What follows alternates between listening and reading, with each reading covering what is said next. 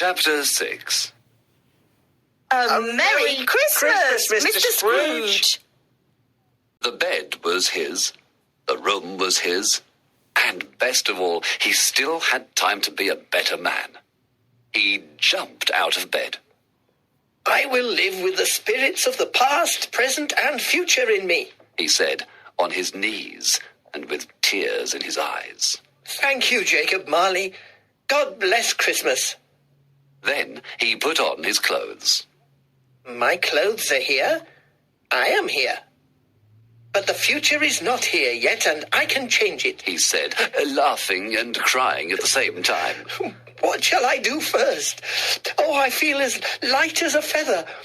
I'm as happy as an angel. A Merry Christmas to everybody. A Happy New Year to all the world. He danced in the sitting room and looked around. There's the door where Jacob Marley came in. There's the place where the ghost of Christmas present sat. There's the window where I saw the ghosts in the air. It's all right. It's all true. It all happened. And he laughed and laughed. Then the church bells rang. Ding dong, ding dong. It was a glorious sound. He opened the window and put out his head. No fog. It was a bright, sunny day, and the air was cold and sweet. What's today? Scrooge shouted to a boy in the street. Eh? The boy looked very surprised. What's today, my boy? It's Christmas Day. Christmas Day? Scrooge said happily to himself. So the spirits did everything in one night. Hey, boy! Do you know the butcher's shop in the next street? Of course. You're an intelligent boy. Do you know if they've sold that big turkey in the window? You mean the one as big as me? What a nice boy, said Scrooge.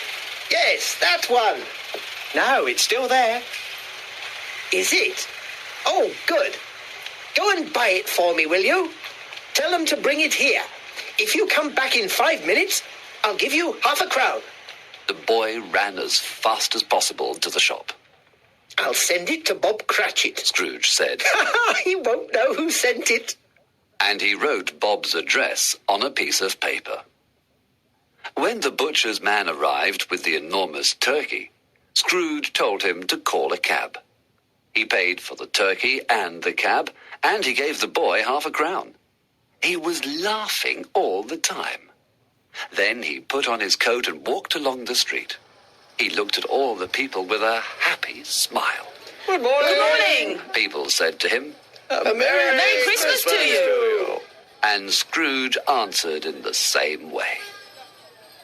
Ah, there are the two gentlemen who were asking for money in my office yesterday, He said, How do you do, my dear sirs? A Merry Christmas to you.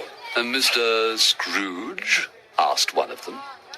Yes, that's my name, and perhaps you don't like me. Please excuse me for yesterday. Listen. Scrooge spoke quietly in the man's ear. Are you serious, Mr. Scrooge? The man was very surprised. Of course. Can you do me that favour? My dear Scrooge, that's very generous. I don't know what to say to thank you. Don't say anything. Come and see me tomorrow. I'll give it to you then, all right? Then Scrooge continued walking.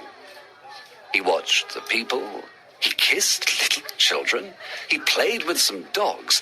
He looked at everything with love, and he felt very happy. In the afternoon, he went to his nephew's house. Everybody was in the dining room. Fred? Said Scrooge at the door. My God, who's that? Cried Fred. It's your Uncle Scrooge. I've come to dinner. Can I come in, Fred? Come in? Of course, Uncle. You're very welcome. Everybody was happy to see Scrooge, and he was happy to see them. They ate a wonderful dinner, and then they played wonderful games and had a wonderful time. Scrooge was in his office early the next morning. He was waiting for Bob Cratchit. Of course, he knew Bob would be late. 9 o'clock, and no Bob. 9:15, no Bob. At 9:20, Bob ran in. He went into his room immediately and started to work fast. Hello. Scrooge said in his old, angry voice. You're late. I'm very sorry, sir. Bob answered. Are you? Come here, Cratchit. It's only once a year, sir. Said poor Bob. It won't happen again. Well, my friend, I hope not. Scrooge said with a big smile. Because I'm going to give you a bigger salary.